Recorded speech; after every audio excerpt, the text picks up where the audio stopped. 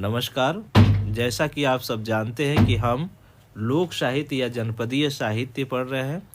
लोक साहित्य या जनपदीय साहित्य को पढ़ते समय हम लोगों ने उसके ऐतिहासिक परिदृश्य को भी समझा और भली प्रकार जानने की भी कोशिश किया कि इसमें लोक साहित्य में जिस लोक के विषय में बात की जा रही है, जिस जन के विषय में बात की जा रही है, अर्थात जिस समाज के विषय में बात की जा रही है, वो समाज किस तरीके का समाज है या कौन सा समाज है, तथा वो समाज में रहने वाले उन सभी व्यक्तियों में किस प्रकार के व्यक्तियों के विषय में यहाँ बातें की जा रही हैं, या कौन से लोग हैं जो जनपदीय साहित्य या लोक साहित्य में अपना स्थान कायम दिखाई देते हैं, अपना स्थान रखते हैं, या उनकी कहीं न कहीं भावधारा, उनकी कहीं न कहीं जीवन की घटनाएँ, परिघटनाएँ इसमें शामिल की जाती हैं। तो ये सभी कुछ हमने एक-एक करके समझने और जानने की कोशिश भी की और देखा भी।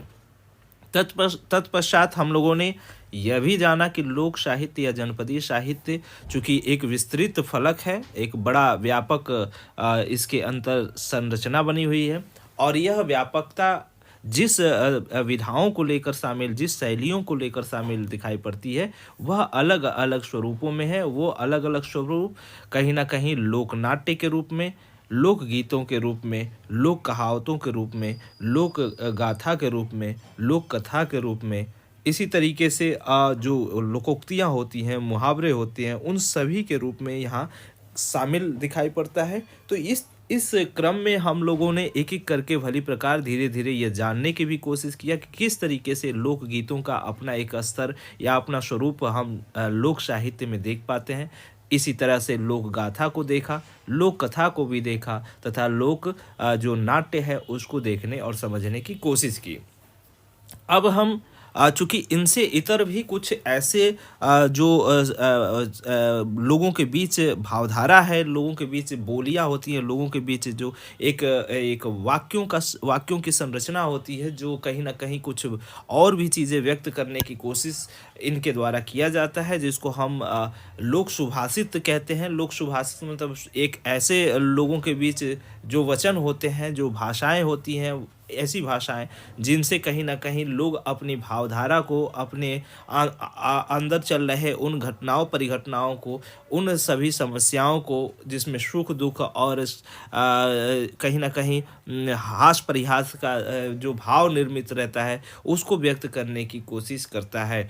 तो इसमें कहीं न कहीं हम लोगों को यह देखने की ज़रूरत है कि इसमें किन-किन चीज़ों को शामिल किया जाता है। तो इसमें लोकोक्ति हुआ, मुहावरा हुआ, किंवदंती हुआ, कहावतें हुआ, बुझाउल हुआ, इसी तरीके से पहेलियाँ हुई। तो अलग-अलग जगहों पे अलग-अलग स्वरूप में किस तरीके से ये सभी अपना महत्व रखती हैं, अपना स्थान रखती हैं, उसको हम देखेंगे या समझने की कोशिश करेंगे। तो सर्वप्रथम हम यह जानने की कोशिश करते हैं कि लोक सुभाषित है, वो है क्या? लोक सुभाषित से क्या तात्पर्य है? और ये एक-एक बिंदु किस तरीके से अपना इसमें अलग महत्व रखता है, अलग स्थान रखता है, उसका एक स्वरूप क्या है? इसको हम जानने और समझने की कोशिश यहाँ करते हैं। तो लोक सुभाषित कहने से तात्पर्य ही है कि सुंदर जो भाषा होती है या सुव्यवस्थित जो भाषा होती है, उसी का कहीं न कहीं उसी के माध्यम से जो लोगों की अपनी दैनंदिन क्रियाएँ हैं या आस-पास घटने वाली वो घटनाएँ हैं, जिसको वो अपनी भाषा में, अपनी बोली के माध्यम से अपने भाव को कहीं न कहीं इंगित करता है, प्रदर्शित करने की कोशिश करता है। इसमें कहीं न कहीं नीति प्रधान, कहीं न कहीं लाक्षणिक, कहीं न कहीं व्यंग्यात्मक, कहीं न कहीं उपालंभ या चेतावनी, इस तरह के परिदृश्य इसमें दिखाई पड़ते हैं या देखने को मिलते हैं। तो ये सभी कुछ किस तरीके से दिखाई पड़ते हैं, एक-एक को हम समझने की कोशिश करते हैं।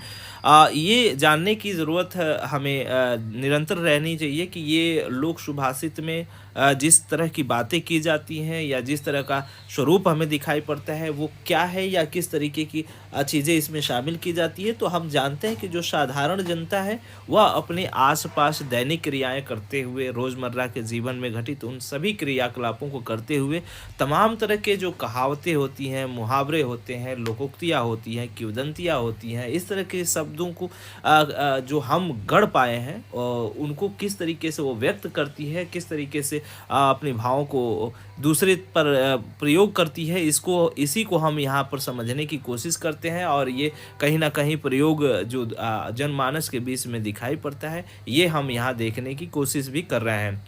चूँकि यह प्रयोग क्यों किया जाता है, तो इसका प्रयोग कहीं न कहीं मनोरंजन करने, आपसी जो दुराव है उसको दूर करने, उपदेश देने और उपालंभ एक तरीके से दूसरे पर कसने या लाक्षणिक शब्दावली का इस्तेमाल करने के लिए निश्चित तौर पर किया जाता है।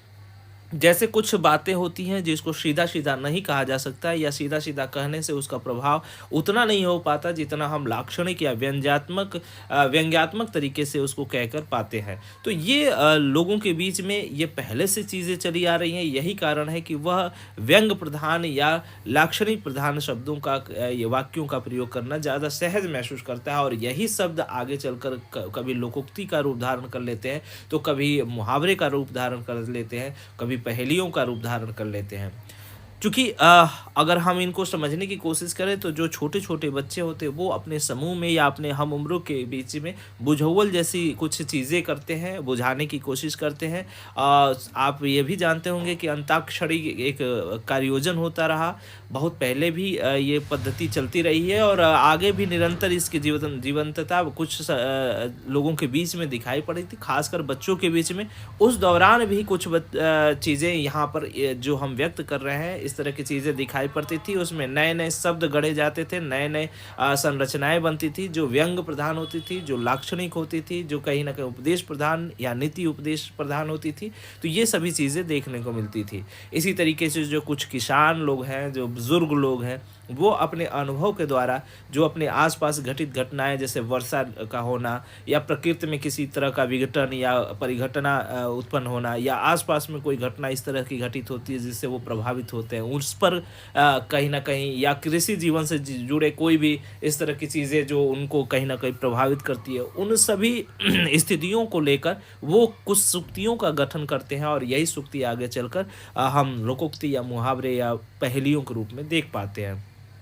इसी तरीके से हम अपने घरों में कुछ बुज़ुर्ग महिलाओं को या माताएँ जो हमारी रही हैं, उनके माध्यम से हम लोरियाँ सुनते रहे, जो रात में सोते समय, या बच्चों को, जो छोटे बच्चे हैं उनको सुलाते समय जो माताएँ सुनाया करती हैं, तो उनको भी हम यहाँ पर देखते हैं कि किस तरीके से लोरियों की संरचना बिल्कुल उनके भावधारा जो उनके अंतर्मन में चलती है, और वो बिल्कुल यथार्थ रूप में एकदम निर्लिप्त होकर, एकदम बिल्कुल अपने वास्तविक स्वरूप में वो झूमते हुए, कहीं न कहीं आनंदित होते हुए, गाते हुए सुनाती हैं। उसमें गीत भी आते हैं, उसमें कथाएँ भी आती हैं। तो ये सभी परिदृश्य हम देख पाते हैं। तो यह अलग-अलग जो स्थितियाँ हम देख रहे हैं कि किस तरीके से लोक जनमानस है, कुछ अपने बीच में ही कुछ छोटी-छोटी वाक्यों में, छोटे-छोटे वाक्य संरचनाओं में अपनी भावधाराओं को व्यक्त करता हुआ नज़र आता है। ये सभी कुछ जो छोटे-छोटे रूप में गढ़ते हैं या गढ़कर व्यक्त करते हैं, जो इसको सुक्तात्मक रूप कहते हैं, सुक्तियों के रूप में कहा जा सकता है, या समाज शैली के रूप में कहा जा सकता है।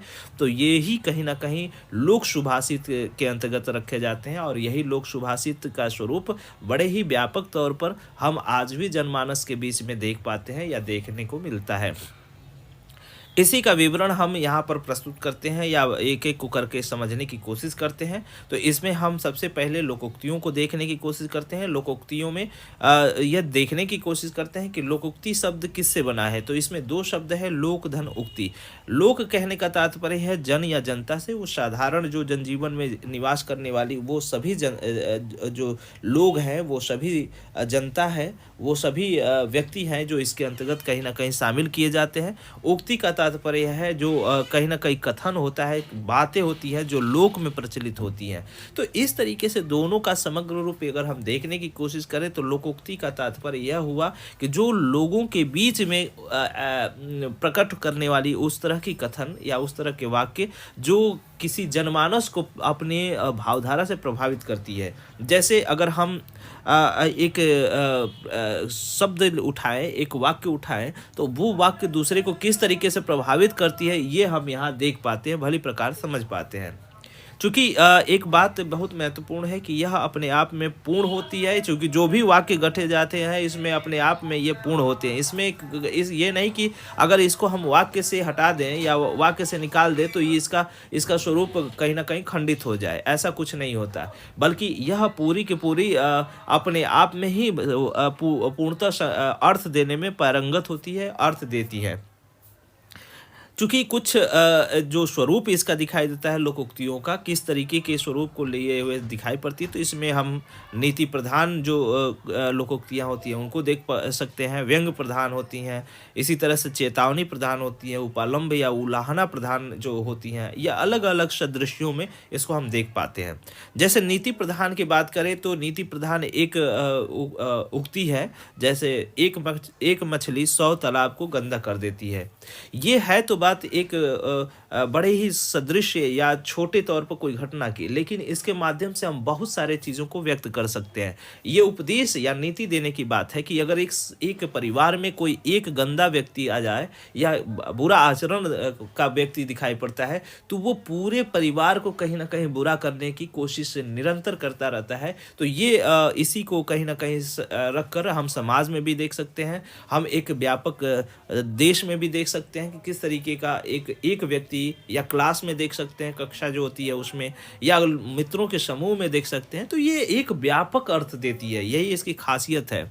इसी तरीके से व्यंग्य प्रधान, जैसे व्यंग्य प्रधान अगर एक उक्ति देखने की कोशिश करें उदाहरण के तौर पे, तो नाच न जाने आंगन टेढ़ा, यानी हम नाचने का तरीका तो जानते नहीं है, लेकिन हम बार बार यही कोसते हैं कि अरे ये तो आंगन ही छोटा है, जहाँ हम नाच रहे हैं वो मंच ही छोटा है। इस तरह का तमाम तरह के उदाहरण दे दे के हम अपने अपने अंदर की कला को कहीं न कहीं यह साबित करने की कोशिश नहीं करते कि हम इसके विषय में बहुत ज़्यादा जानकारी नहीं रखते, बल्कि उस स्थान या उस परिस्थिति को या उस चीज़ों को कहीं न कहीं हम गलत ठहराते हैं, जिसका कहीं न कहीं कोई महत्व नहीं रखता। तो ये व्यंग्य प्रधान होता है, इस पे कोई कसता है कि हाँ देखो ये नाच न जाने आंगन टेढ़ा, इस तरह के व्यंग्यात्मक स्वरूप को प्रदर्शित करता है। इसी तरह से चेतावनी प्रधान है, जैसे उल्टे चोर कोतवाल को डांटे। मान लीजिए किसी गलत व्यक्ति ने कोई कार्य गलत किया और वह दूसरे पर आरोप लगा रहा है, तो इस तरह से दूसरा व्यक्ति यह आक्षेप करता है कि देखो खुद ही गलत किया और हमको उल्टा ही इसका दोषी ठहरा रहा है। तो ये उक्ति के रूप में हम यहाँ देख सकते हैं कि उल्टे चोर कोतवाल को डांटे।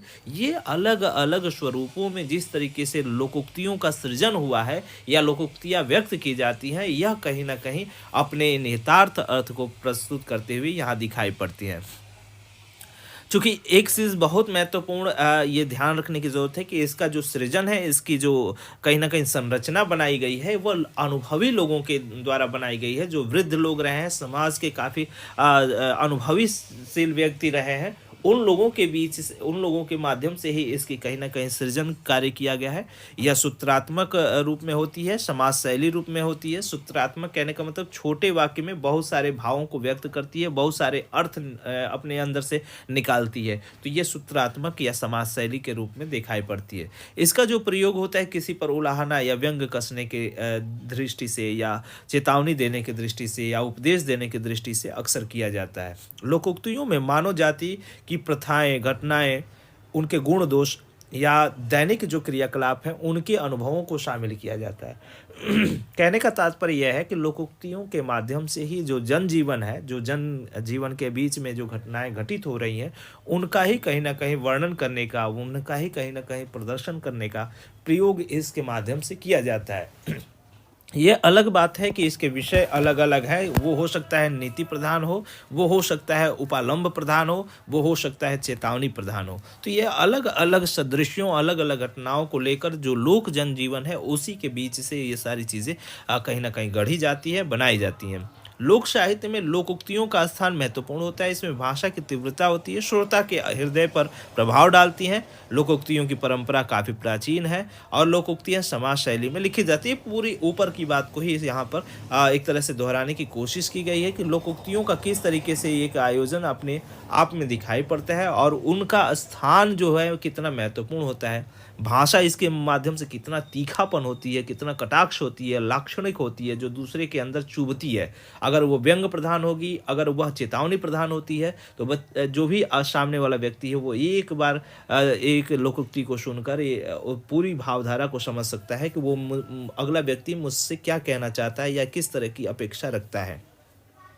यदि लोकोक्तियों की विशेषताओं पर बात करें तो इस एक उन्हीं बातों को यहाँ बताने की कोशिश की गई है कि यह सबसे बड़ी विशेषता इसकी है समाज शैली। समाज शैली कहने का तात्पर्य है कि छोटी संरचना में, छोटी वाक्य शैली में पूरी एक व्यापक भावधारा को व्यक्त कर देना। यानी देखने में सूत्रों के तरीके से इसके पद दिखाई पड़ते हैं, लेकिन उसमें जो अर्थ निहित होते हैं वो काफ़ी बड़े और व्यापक होते हैं। उसको समझने वाला व्यक्ति अपने अपने दृष्टि से अलग अलग एहसास करता है, भावधारा को निर्मित करता है। दूसरी जो विशेषता होती है अनुभूति और निरीक्षण की, क्योंकि यह इतनी स्पष्टता के साथ प्रदर्शित होती है कि इसको सुनने वाला या अनुभूत करने वाला जो व्यक्ति होता है बिल्कुल उसको अपने आत्मसात करता है, अपने अंदर बैठाता है और उस पर निरीक्षण आत्मचिंतन करता है कि यह बात क्यों कही गई है या कहने से तात्पर्य क्या है। इसमें मानव जीवन की युग युग की अनुभूतियाँ कहीं ना कहीं परिलक्षित होती है। तो ये एक दिन में कहीं ना कहीं गठित नहीं हुई है, ये बहुत पहले से ये परंपराबद्ध चलती आई है और यही कारण है कि आज भी ये विद्यमान है। लोकोक्तियों में जनजीवन का चित्रण उपलब्ध होता है, अतः इसका जो विषय होता है वो समस्त मानव के जीवन पे ही आधारित होता है। इसमें कुछ प्रधानता दिखाई पड़ती है, वो 5 प्रकार की होती है। एक प्रधानता होती है स्थान संबंधी प्रधानता। स्थान संबंधी जो स्थान विशेष को लेकर लोकोक्तियाँ गढ़ी गई होती हैं। इसी तरह से जाति संबंधी होती है, जाति पर आधारित होती है। प्रकृति या कृषि या इस तरह से जो भी प्राकृतिक घटनाएं होती है उससे संबंधित होती है। पशु पक्षियों पर आधारित होती है। और ये प्रकीर्ण का तात्पर्य होता है जो तमाम तरह के परिवेश है, जो घटनाएं हैं, जो आसपास में जो भी चीज़ें बनती बिगड़ती हैं उनको कहीं ना कहीं लेकर जो लोकोक्तियों का सृजन किया जाता है वो अलग अलग किस तरीके से देखने को मिलता है, तो हम इस कुछ रूपों में देख पाते हैं या समझ पाते हैं। जो लोकोक्ति है उसका कहीं ना कहीं एक परिभाषा हम देख पाएँ तो समझने की कोशिश कर सकते हैं। जैसे प्रमाणिक हिंदी कोश में इसकी परिभाषा दी गई है कि जो लोक में प्रचलित ऐसा बधा हुआ चमत्कारपूर्ण वाक्य जिसमें कोई अनुभव या तथ्य की बात संक्षेप में कही गई है। संक्षेप कहने का मतलब वही सूत्रात्मक वाक्य, यानी लोक के बीच में जो प्रचलित है और वो संक्षेप में यानी सूत्र के रूप में बोली गई है वो वही कहीं ना कहीं लोकोक्ति कही जाएगी। इसी तरीके से हिंदी विश्वकोश की परिभाषा दी गई है कि कहावत जनता की उक्ति होती है और लोक उसे अपनी करके मानता है, इसीलिए वह लोकोक्ति कही जाती है। यानी जनता के बीच में जो भी घटनाएं परिघटनाएं घटित होती है और जब वह उसके मुखार बिंदु पर कहीं ना कहीं वर्णित हो जाती है और वो भी सूत्रात्मक रूप में, तो वह क्या हो जाती है, वह लोगों की अपनी एक भावधारा हो जाती है और वही जनमानस के में मौखिक परंपरा के तौर पर एक पीढ़ी से दूसरी पीढ़ी तक चलती जाती है। और यही चलन कहीं ना कहीं हम गीतों के माध्यम से, नाटकों के माध्यम से, कथाओं के माध्यम से, कथाओं के माध्यम से और फिर लोकोक्ति, कहावतें, मुहावरे इन सबों के माध्यम से देख पाते हैं। तो कुल मिलाकर यह कहा जा सकता है कि जो लोकोक्ति होती है ज्ञान, शिक्षा, धर्म, विश्वास, प्रेरणा, उपालंब, व्यंग, विरोधी पुष्टि, ये सभी प्रकार के दृष्टियों को उपयोग, सरलता, संक्षिप्तता, सारगर्भित या स्वतंत्रता के लोक प्रचलित उक्तियाँ होती हैं जिनमें लोकानुमत या सर्वभीम व्यवहारिक सत्यता की संप्रप्ति इससे व्यक्त की जाती है। साधारण भाषा में इसको कहने की कोशिश करें तो जो धर्म, विश्वास या जो भी आडंबर है, जो भी परंपराएं हैं, जो भी प्रथाएं हैं, उन्हीं के बीच से कोई शब्द या कोई इस तरह की घटनाएं पर गढ़ा हुआ जो भी सूत्रात्मक वाक्य होते हैं वो सभी जब वो लोगों की ज़ुबानी भाषा बन जाती है, जो दूसरे को कहीं ना कहीं कटाक्ष करने, व्यंग देने, उपदेश प्रदान करने या नैतिक सम्मान देने की कोशिश के रूप में गढ़ी गई होती हैं, तो वो सभी कुछ कहीं ना कहीं लोकोक्ति का रूप धारण कर लेती है, लोकोक्ति के रूप में दिखाई पड़ती है। अब लोकोक्ति से इतर हम मुहावरे को देखने की कोशिश करते हैं कि लोकोक्ति मुहावरा क्या है और लोकोक्ति क्या है। चूँकि लोकोक्ति को हमने भली प्रकार समझा, इसी तरीके से मुहावरे को समझने की कोशिश करते हैं। मुहावरे में अगर हम देखने की कोशिश करें तो मुहावरे का जो सामान्य अर्थ है वो रूढ़ वाक्य, यानी जो समाज में रूढ़ हो चुका है, जिस वाक्य का अपना एक एक मानक है, जिसको लेकर जनमानस से यह कहता है कि हाँ, अभी यही एक तरीके से सबके ज़हन में वो चीज़ें दौड़ने लगती हैं। ये भी मौखिक परंपरा का ही एक प्रचलन है, क्योंकि रूढ़ हो जाने का मतलब है कि हमारे पिता, हमारे दादा जिस बात को बराबर कटाक्ष के रूप में, व्यंग के रूप में या उपदेश के रूप में कहते रहे हैं, उसी को हम भी सुनते, भापते रहे और व्यवहार में उसको ढालते रहे। तो ये मुहावरे में कहीं ना कहीं इसका प्रयोग है। यह रूढ़ अर्थ जब साथ साथ जो प्रयोग किए जाने लगे और साथ साथ में कहीं ना कहीं क्लिष्टता उत्पन्न करते हैं। क्लिष्टता कहने का तात्पर्य यह है कि इन जो मुहावरे हैं, उन मुहावरों के माध्यम से जब बात को किसी साधारण रूप में नहीं कहा जा सकता, तो मुहावरे और लोकोक्तियों का प्रयोग करके उन बात को हम आसानी से कह पाते हैं। तो ये कहीं न कहीं क्लिष्ट चीज़ों को, जैसे क्लिष्टता को व्यक्त करने के लिए ज़्यादातर इसका प्रयोग हम देखते हैं, जो जनमानस करते हैं। मुहावरे में का जो अरबी भाषा में इसका जो तात्पर्य है वो है परस्पर बातचीत करना। अरबी भाषा में इसका जो नेतार्थ निकल के आता है वो जो आपस में बातचीत होता है उसी को कहीं न कहीं व्यक्त करता है। मुहावरा शब्द अपने आप में स्वयं मुहावरा है, क्योंकि यह अपने सामान्य अर्थ को छोड़कर असामान्य अर्थ को प्रकट करता है। जैसे, यह बच्चा मेरी आंखों का तारा है। अब इससे बात यह नहीं निकल के आती है कि जो बच्चा है वो तारा है आंखों का, लेकिन यह स्पष्ट होता है, इसके जो पीछे भावार्थ छुपा होता है वह स्पष्ट दिलाता है कि जो बच्चा एक ही बात, मतलब जो बच्चा दिखाई पड़ रहा है वो मेरे बुजुर्ग जीवन या आगे के जीवन के लिए कहीं ना कहीं सहारा बन सकता है। तो इस तरीके की भावों को कहीं ना कहीं व्यक्त करता है। इसमें जो लाक्षणिक भाव या व्यंग्यात्मक भाव जो छुपे होते हैं, यही इसके प्राण बिंदु है। भाषा, जो मुहावरे होते हैं वाक्य में, भाषा का धारदार होता है, यानी भाषा ही इसकी मुख्य रूप से अपनी स्थिति को व्यक्त करती है। मुहावरे की अब विशेषताओं पर यदि बात करें तो कुछ विशेषताएं इसमें देखने को मिलती है। जैसे मुहावरा ऐसा उपवाक्य या वाक्यांश होता है जो अपने साधारण अर्थ को छोड़कर किसी विशेष अर्थ को व्यक्त करता है। ये सत्य बात है।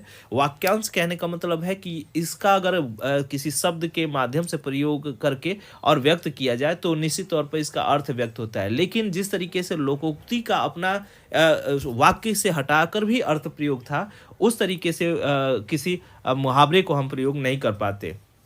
जैसे अगर हम कहें कि आँखों का तारा होना, तो आँखों का तारा होना कहीं न कहीं अगर इसको शब्द में पिरो देंगे तो ये पूरा अर्थ देगा। नहीं तो आँखों का तारा होना एक अधूरा अर्थ व्यक्त कर रहा है। जब हम इसको प्रयोग करते हैं कि जो मेरा पुत्र है, मेरा बच्चा है, वह मेरे आँखों का तारा है, यह पूरा वाक्य निश्चित तौर पर पूरे धारा को व्यक्त करता है। तो इस तरीके से इसमें कहीं ना कहीं, इसीलिए इसको वाक्यांश कहा गया है, उपवाक्य कहा गया है कि ये उपवाक्य के रूप में होता है और इसीलिए इसकी अपनी एक अलग शैली, अलग भावधारा देखने को मिलती है।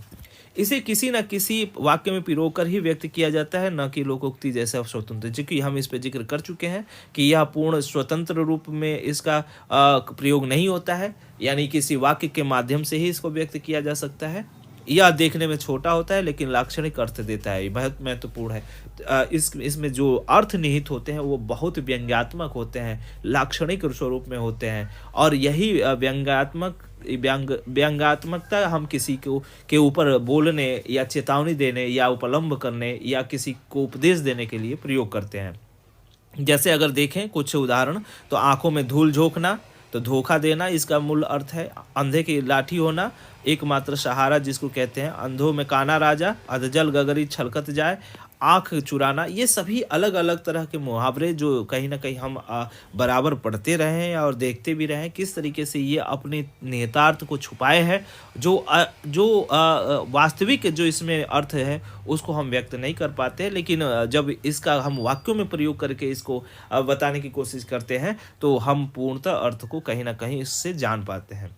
मुहावरे और लोकोक्तियों में जो अंतर देखने को मिलता है, इसमें खास अंतर है। मुहावरा भाषा में चमत्कार उत्पन्न करता है, जबकि लोकोक्ति उसमें स्थिरता लाने की कोशिश करता है। चमत्कार उत्पन्न करने के लिए हम मुहावरे का प्रयोग करते हैं, जबकि स्थिरतापन यानी हम किसी भी चीज़ को बहुत अच्छे तरीके से व्यक्त करने या कहीं न कहीं सटीक जवाब देने के लिए हम लोकोक्तियों का ज़्यादा सहारा लेते हैं। मुहावरे देखने में छोटे होते हैं, लेकिन लोकोक्तियाँ बड़ी ही भावपूर्ण और बड़े-बड़े कहीं न कहीं अपनी स्थितियों को देखते हुए छोटे होने का मतलब, जैसे यहाँ पर दो कहीं न कहीं जो शब्द है उसमें धूल झोंकने का जो शब्द यहाँ पर आया है, तो धूल झोंकने से हम चीज़ों को समझ जाते हैं कि हमें धोखा देने वाली बात आ रही है।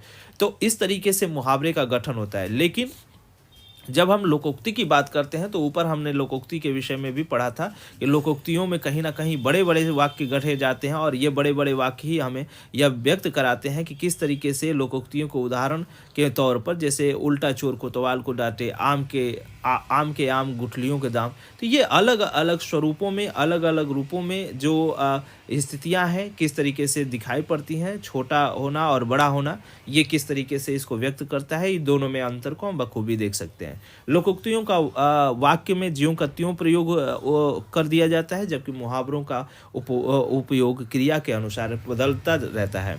अर्थात लोकोक्तियाँ चूँकि वाक्य की भावधारा के अनुसार चलती है, लेकिन लोकोक्ति जो मुहावरे होते हैं वह अलग-अलग परिस्थितियों पर, अलग-अलग स्वरूपों पर, अर्थात क्रिया जैसी कार्य कराने की कोशिश करती है, उसी तरीके से मुहावरे करने की कोशिश करते हैं, मुहावरों का प्रयोग होता है। तो ये कुल मिला के जो लोक भाषित जो कहीं न कहीं लोक भाषित शब्द में जो 2 चीज़ शामिल की जाती हैं, अभी और चीज़ें हैं जिसको आगे हम क्लास में समझने की कोशिश करेंगे। फिलहाल यहाँ पर हमने 2 चीज़ों को समझा, एक लोकोक्ति और मुहावरा। किस तरह से लोकोक्ति जनमानस के जीवन में मौखिक परंपरा के माध्यम से एक पीढ़ी से दूसरी पीढ़ी तक पहुँचती है, तो इसमें किस तरीके से उसकी संरचना बनती है, मुहावरे का क्या संरचना है, उसकी विशेषताएँ क्या हैं, लोकोक्ति की क्या संरचना होती है, किस तरीके का उसका स्वरूप निर्मित होता है, और फिर क्या उसकी विशेषता हो सकती है। दोनों में अंतर को हम लोगों ने भली प्रकार देखा और समझा भी। तो इस प्रकार से एक-एक चीज़ों को हम यहाँ समझे